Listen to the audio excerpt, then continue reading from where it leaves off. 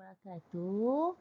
Hai anak-anak semua, hari ini kita akan habiskan bab 1 dan hari ini kita akan belajar tajuk kekenyalan 1.4. Okey, dalam tajuk ni anak-anak akan belajar tentang yang pertama sekali cikgu nak anak-anak tahu apa maksud kekenyalan. Okey, kekenyalan bermaksud sifat bahan yang membolehkan sesuatu objek kembali kepada bentuk dan saiz asalnya selepas daya yang bertindak ke atasnya dialihkan. Contohnya anak-anak menarik gelang getah kan. Lepas tu anak-anak menggunakan daya. Bila anak-anak lepaskan, okey, jadi gelang getah tu kembali kepada bentuk asal. Kita ada had kenyal. Apa tu had kenyal? Had kenyal adalah maksudnya had apabila objek yang kenyal tidak akan kembali kepada keadaan asal. Walaupun contoh tadi tarik gelang getah kan. Walaupun kita tarik gelang getah, okey, dia boleh kembali kepada bentuk asal bila kita lepaskan tangan, kita lepaskan daya. Tapi kalau kita tarik terlalu kuat, ia akan melampaui had kenyal. Maksudnya bila kita tarik terlalu kuat, okey, dia melampaui had kenyal, maka dia tidak boleh kembali kepada bentuk asal ya. Masih ingat tak pada hukum Hooke? Masa tingkatan 2 anak-anak jumpa kan hukum Hooke ni masa anak-anak belajar tentang tentang apa? Tentang spring kan. Okey. Hukum Hooke menyatakan bahawa pemanjangan suatu spring adalah berkadar terus dengan daya yang bertindak ke atas spring jika tidak melebihi had kenyal spring itu.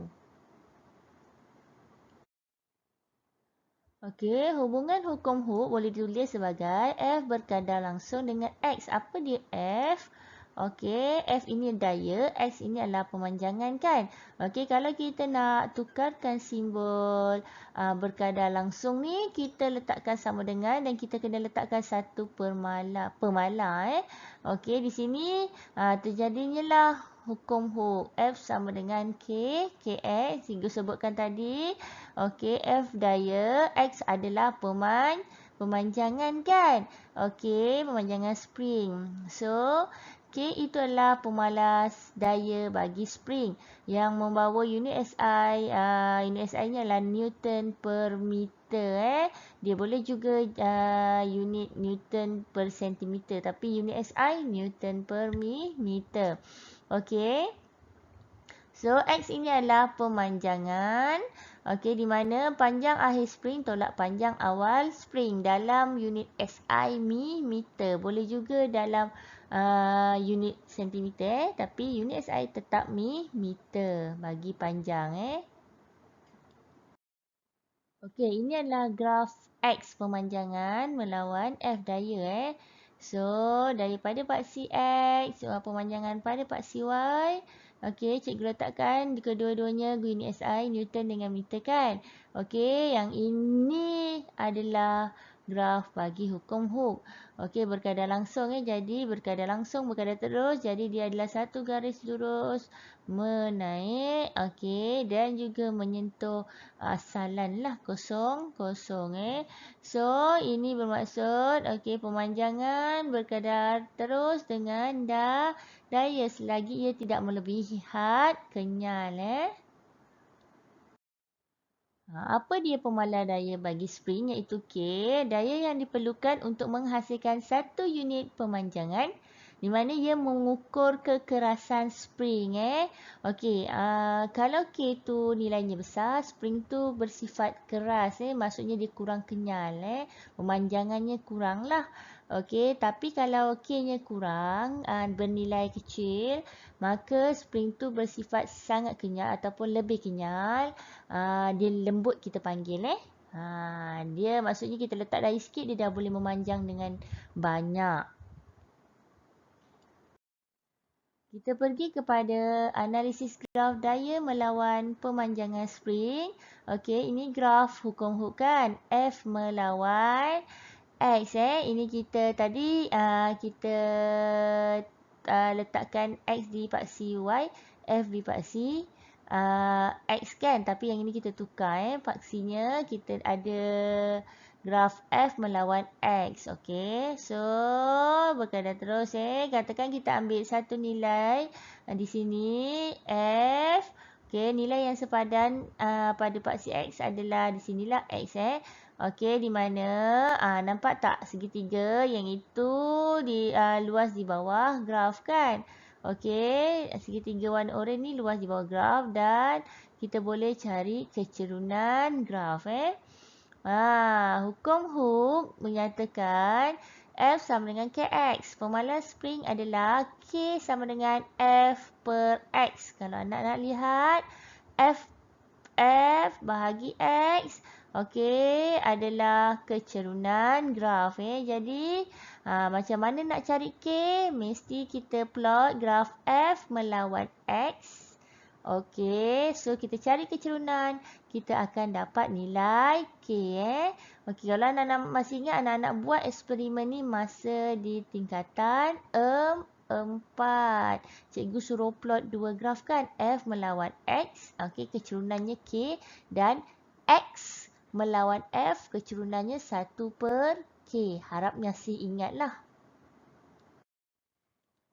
Kita lihat pula formula bagi tenaga kupayan kenyal dalam spring Okey, tenaga kupayan kenyal. Okey, kita mula dengan sama dengan setengah Fx. Apa dia setengah Fx dalam buku teks? Okey, lihat adalah kerja yang dilakukan untuk meregangkan spring atau luas di bawah graf F melawan X yang segitiga oranye yang cikgu lukis dalam slide sebelum ni Okey, so F kita gantikan dengan Kx. Ini adalah hukum Hooke. Kita kembangkan, kita akan dapat setengah Kx kuasa 2. Dan setengah Kx kuasa 2 inilah yang merupakan tenaga yang tersimpan dalam spring yang teregang. Kita lihat faktor yang mempengaruhi kekenyalan spring dan pemalar daya bagi spring. Teka ada berapa? Jom lihat. Kita lihat 4 faktor. Okey, kita lihat yang pertama bahan spring. Okey, bahan berlainan. Okey, dia akan mempengaruhi nilai K berubah mengikut jenis bahan. Kalau panjang spring, kita tengok ada pendek dan lebih panjang lah. Yang ketiga, diameter spring, diameter kecil atau diameter besar. Dan ketebalan dawai spring, iaitu ketebalannya diameter dawai yang membentuk spring tu kecil atau besar Okey, tebal atau nipis lah. Kita lihat dalam bentuk graf lebih mudah faham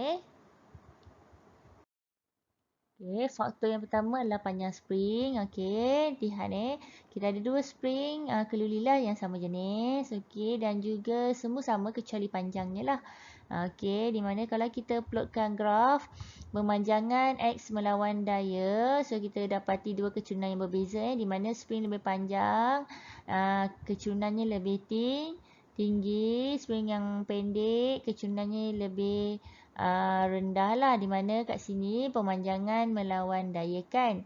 Okey, jadi yang nak ingat kalau pemanjangan melawan daya, kecurunan diwakili oleh 1 per K 1 per K bermaksud kalau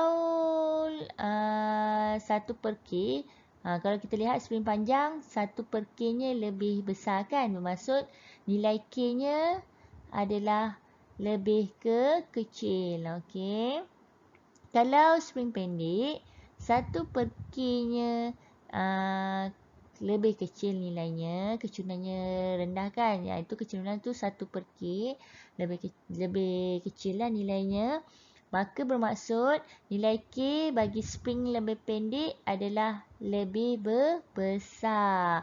Maka spring pendek lebih keras, spring panjang lebih lembut. Okey, seterusnya untuk diameter spring pula, kita lihat ada satu spring yang besar diameternya berbanding satu lagi pada panjang yang sama, jenis yang samalah. Okey, bila kita plotkan graf di mana kecerunan yang lebih tinggi bagi graf X melawan F adalah diameter besar. Bermaksud diameter besar ni kecurunannya adalah lebih tinggi kan. 1/K-nya besar. Bermaksud nilai K-nya adalah kecil. Maksud diameter besar, spring berdiameter besar, dia adalah spring yang lebih lembut kerana K-nya kecil. Manakala kecurunan bagi diameter yang kecil ni lebih rendah. Bermaksud bila kecurunan bagi X melawan F adalah 1/K lebih kecil, bermaksud nilai K bagi untuk spring yang berdiameter kecil adalah lebih besar nilai K. So diameter kecil, spring ini diameter kecil ni lebih keras lah, sebab dia punya K lebih besar. Seterusnya jenis bahan.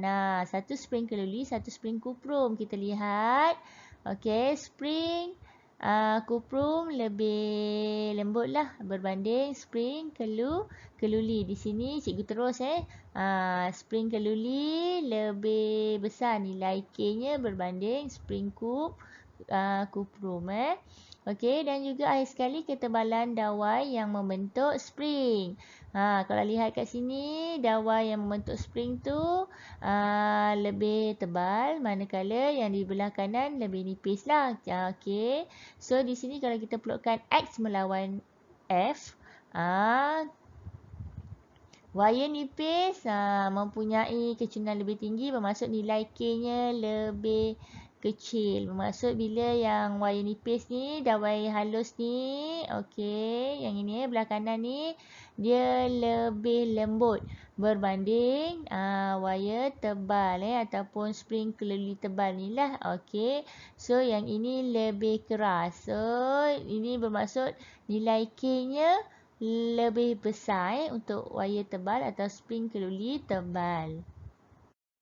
Sebenarnya susunan spring juga memainkan peranan. Jadi cikgu letakkanlah sebagai nombor 5 ni. Kalau nak lihat kat sini. Spring secara bersiri.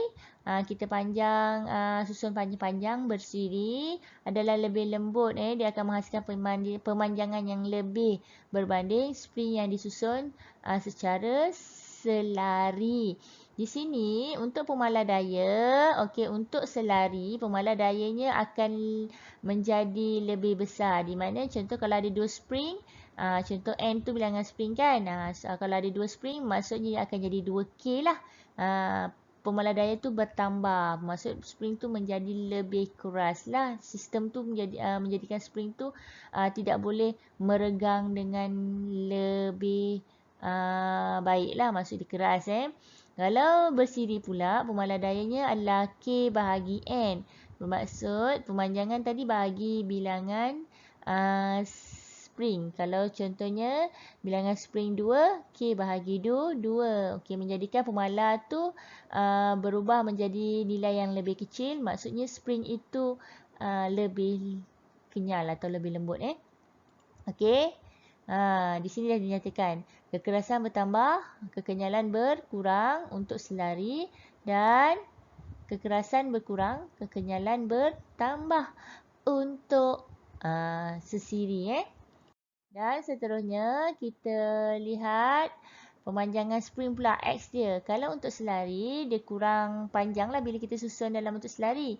So dia akan bahagi dengan N. X bahagi N.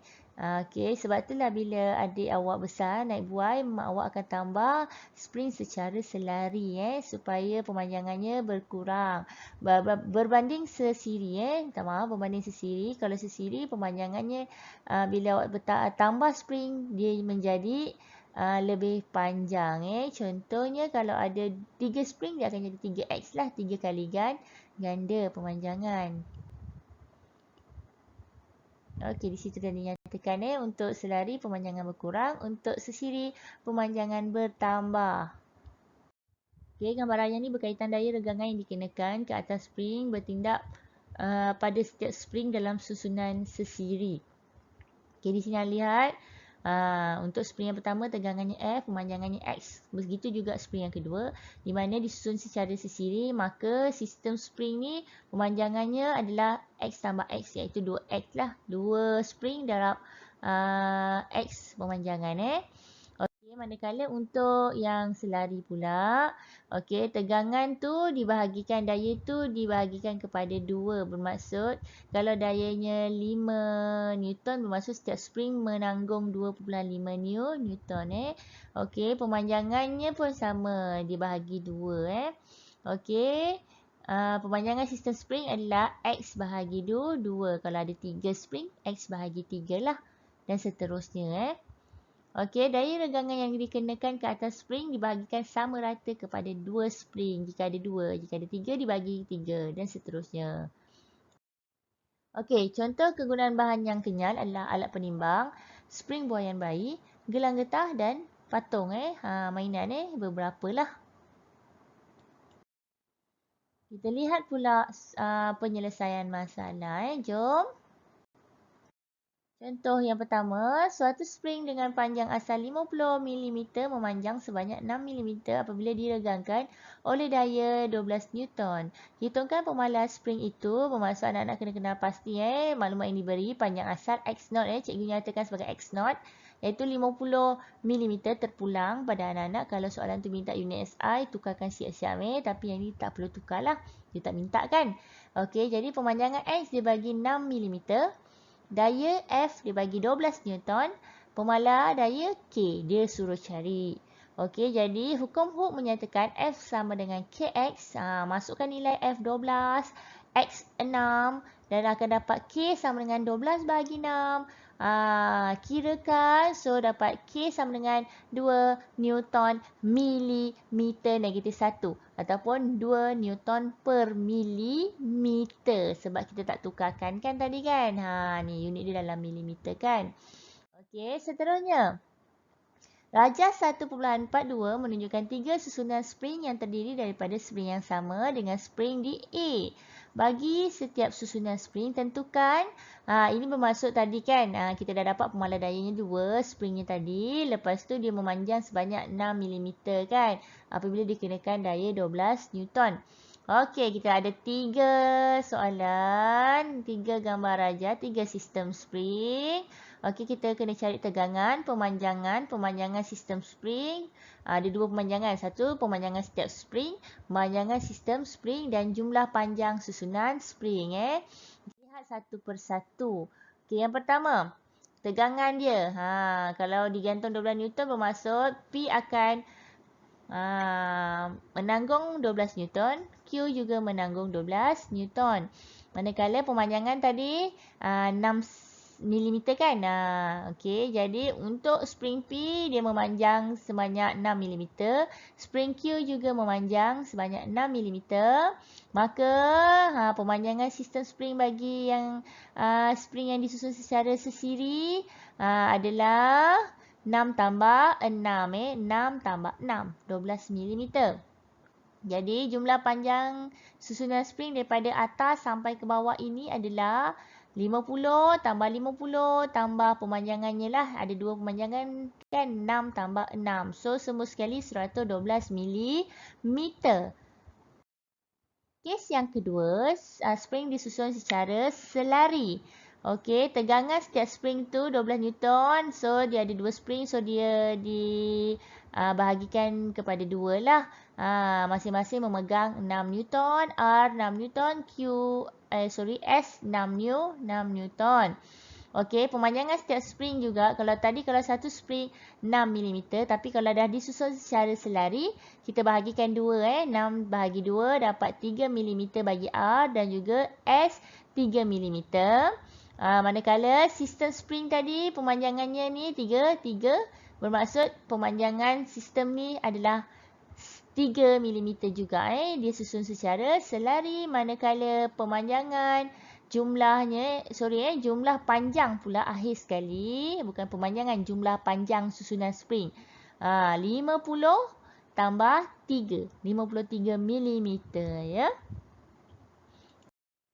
Okey, last sekali kita lihat susunan spring yang 3 ni disusun secara selari dan atas dengan bawah disusun secara bersiri lah, sesiri Okey, kalau dekat sini tegangan dalam setiap spring, okey 12 Newton. Untuk T ni U dan V, okey tegangannya setiap satunya kita bagikan dengan 3 lah sebab dia selari kan.